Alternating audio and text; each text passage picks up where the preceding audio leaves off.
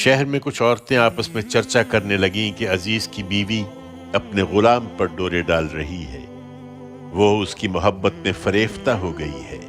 ہمارے نزدیک تو وہ کھلی حماقت میں مبتلا ہے، شاید نہیں جانتی کہ ایسے لوگ کس طرح رام کیے جاتے ہیں۔ ان کے فریب کا حال جب اس عورت نے سنا تو اس نے انہیں بلا بھیجا کہ وہ بھی اپنا ہنر آزما لے، اور ان کے لیے ایک مجلس آراستہ کی، اور ان میں سے ہر ایک کو ایک ایک چھری دی، اور یوسف سے کہا کہ ان کے سامنے آ جاؤ۔ پھر جب عورتوں نے اس کو دیکھا تو اس کی عظمت سے مبہوت ہو گئیں، اور اپنی بات اس سے منوانے کے لیے اپنے ہاتھ جگہ جگہ سے زخمی کر لیے، لیکن ناکام رہیں، اور بالآخر پکار اٹھی کہ حاشا اللہ، یہ آدمی نہیں ہے، یہ تو کوئی بزرگ فرشتہ ہے۔ اس نے کہا، دیکھ لیا، یہی ہے جس کے بارے میں تم مجھے ملامت کر رہی تھی۔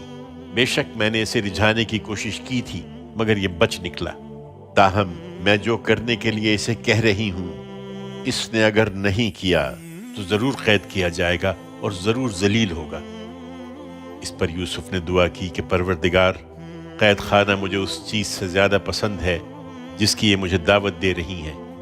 اب اگر ان کے فریب کو تو نے مجھ سے دفع نہ کیا تو میں ان کی طرف مائل ہو جاؤں گا اور ان لوگوں میں شامل ہو رہوں گا جو جذبات سے مغلوب ہو جاتے ہیں۔ اس کے پروردگار نے اس کی یہ دعا قبول کر لی اور ان کا فریب اس سے دفع کر دیا۔ بے شک وہ سننے والا، جاننے والا ہے۔